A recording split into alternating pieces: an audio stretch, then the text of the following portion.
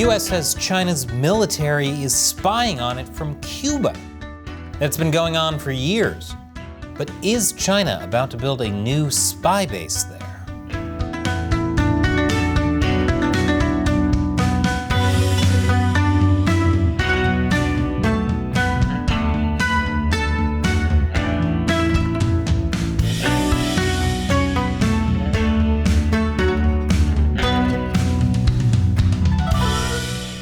Welcome to Chine Uncensored. I'm Chris Chappell.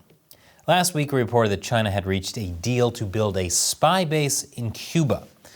That was based off a Wall Street Journal report that quoted anonymous U.S. officials saying that China has agreed to pay cash-strapped Cuba several $billions to allow it to build the eavesdropping station, and that the two countries had reached an agreement in principle.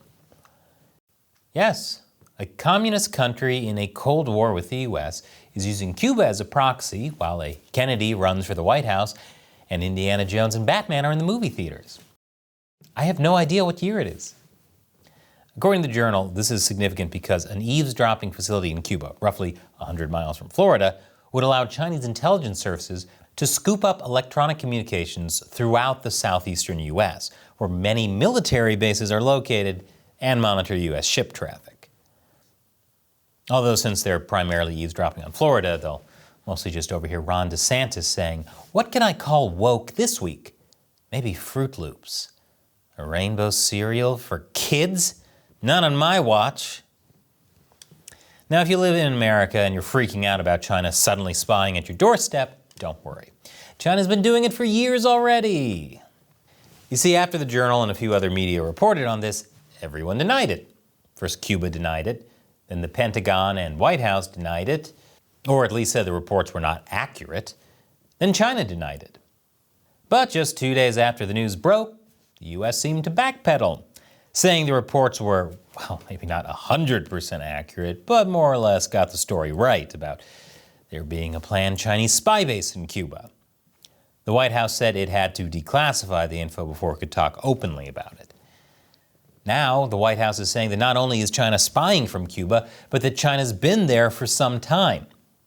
When this administration took office in January 2021, we were briefed on a number of sensitive efforts by Beijing around the world to expand their overseas logistics, basing, collection infrastructure to allow them to project and sustain military power at a greater distance.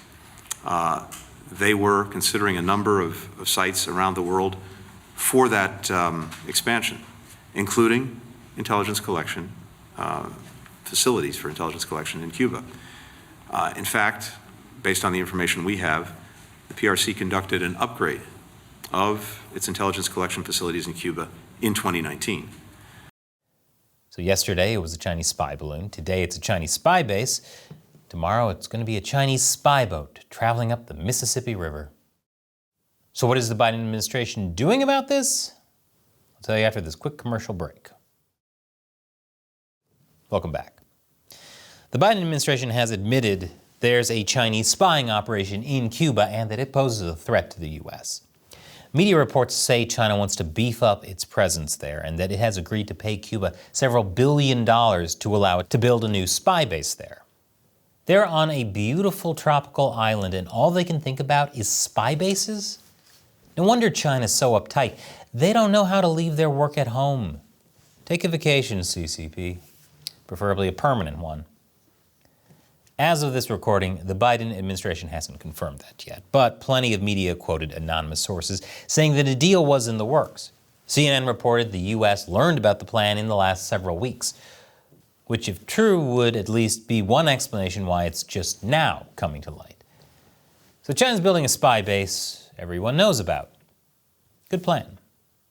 Former U.S. Ambassador to China, Max Baucus, told CNN he was surprised the Biden administration initially denied the reporting because China has had a presence in Cuba for a long time. Now, considering Cuba and China are communist allies, China using it as a hub for spying is hardly a surprise. After all, Cuba allowed the Soviets to put nuclear missiles there during the Cold War to threaten their common enemy, the U.S. Man, I thought my neighbor was passive-aggressive for putting up a sign saying quiet hours are from 10 p.m. to 6 a.m. Glad she put that on my door instead of on a nuke. And it would be kind of surprising if China didn't use its connections to Cuba for spying because of how close it is to the U.S. Cuba is just 90 miles from Florida, which houses the headquarters of the U.S. Southern Command, the U.S. Central Command, and the U.S. Special Operations Command. The Southern Command covers everything in the Western Hemisphere south of the U.S. The Central Command focuses on the Middle East, and the U.S. Special Operations Command covers all U.S. Special Forces. James Stavridis, a former commander of the U.S. Southern Command, said their control and command center fused data from all around the world and provided a detailed picture of military, intelligence, and narcotic activity throughout the region. So having a military presence close to Florida would be very valuable, especially if China can pick up U.S. military signals. Not to mention the value of being on the Cuban island, which, in addition to Cuba, holds both the U.S. Guantanamo Bay maximum security prison and naval base. We've known since at least April that China has a plan to build spy facilities around the world. Again, it's not the most effective spy base when everyone knows about it. But we know that thanks to high-level documents leaked by former Massachusetts Air National Guardsman Jack Teixeira.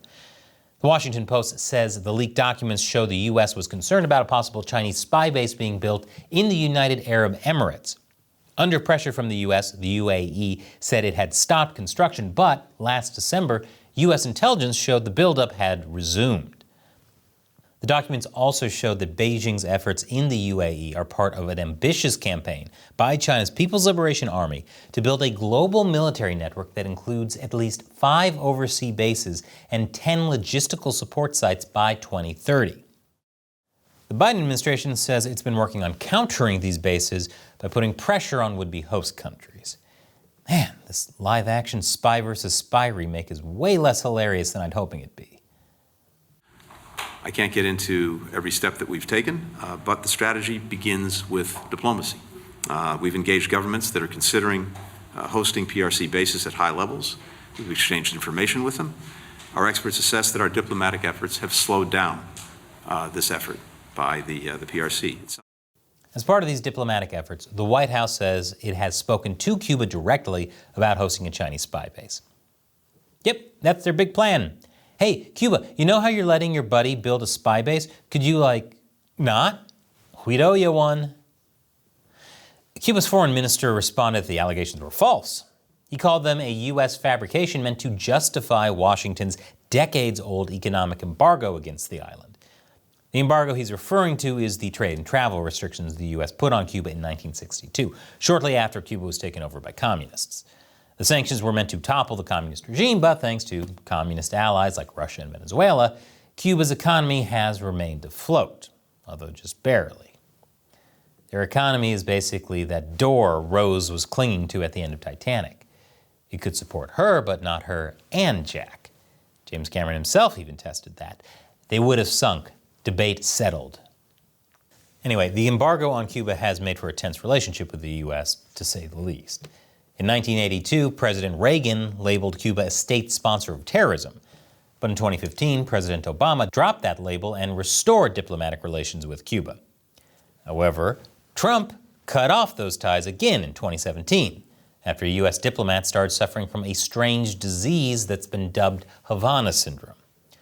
According to the Wall Street Journal, Havana syndrome is a set of unexplained medical symptoms, including headaches, dizziness, fatigue, nausea, anxiety, and cognitive difficulties, first experienced by U.S. State Department personnel stationed in Cuba in late 2016, although it has occurred all over the world. The jury's still out on what causes it.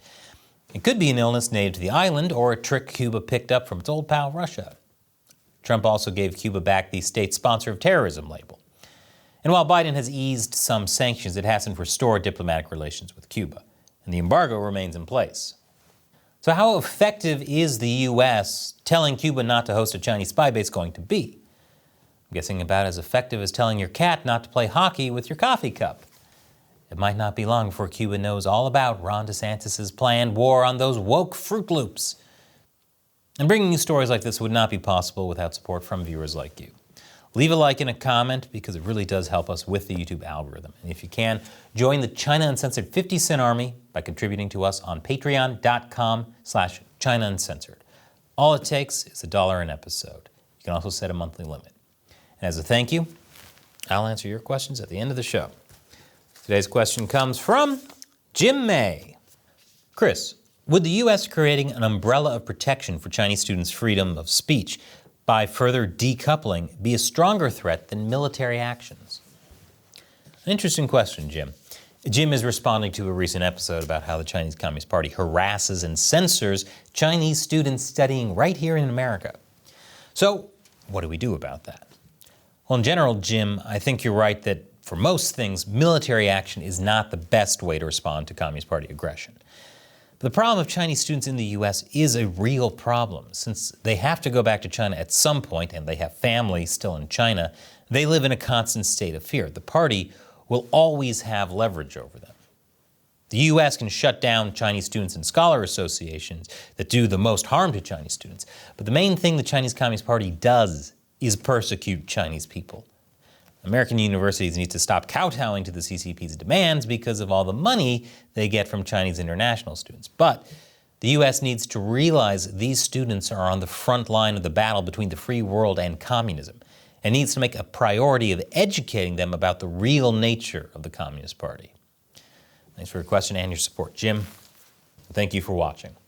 Once again, if you want me to answer your question on the show, head on over to patreon.com/China Uncensored. I'm Chris Chappell. See you next time.